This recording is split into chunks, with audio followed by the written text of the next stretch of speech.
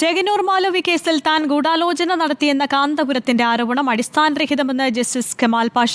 ചേകന്നൂരിന്റെ ഭാര്യ നൽകിയ മൊഴിയുടെ അടിസ്ഥാനത്തിലാണ് കാന്തപുരത്തിനെ പ്രതി ചേർത്തത്. തന്റെ ഉത്തരവ് റദ്ദാക്കിയ ഹൈക്കോടതി വിധി നിയമപരമായി തെറ്റായിരുന്നുവെന്നും അദ്ദേഹം കൊച്ചിയിൽ റിപ്പോർട്ടറിനോട് പ്രതികരിച്ചു.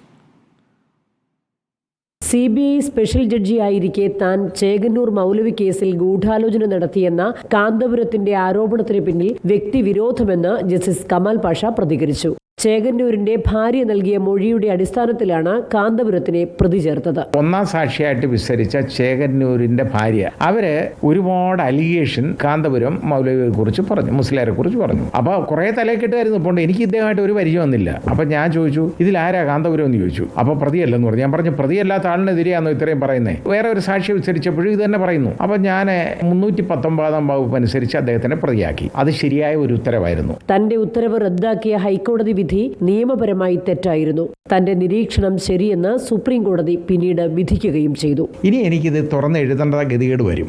എൻ്റെ ഒരു service story I am bold but not controversial എന്ന് പറയുന്ന ക്യാപ്ഷനിൽ ഞാൻ എഴുതുന്നുണ്ട്. താൻ മുസ്ലിം ആണെങ്കിലും ഇവരുടെയൊന്നും വിഭാഗത്തിൽപ്പെടുന്നയാളല്ല. മുസ്ലിം ആണെന്നുള്ളത് ശരിയാ. ഞാൻ ഇതല്ലാതെ ഞാൻ ഇവരുടെ ആരുടെയും വിഭാഗങ്ങളിലൊന്നും പെടുന്ന ആളല്ല. മൗലവി കേസിന്റെ വിശദാംശങ്ങളെല്ലാം താൻ എഴുതുന്ന സർവീസ് സ്റ്റോറിയിൽ വിശദമായി രേഖപ്പെടുത്തുമെന്നും ജസ്റ്റിസ് കമാൽ പാഷ പറഞ്ഞു.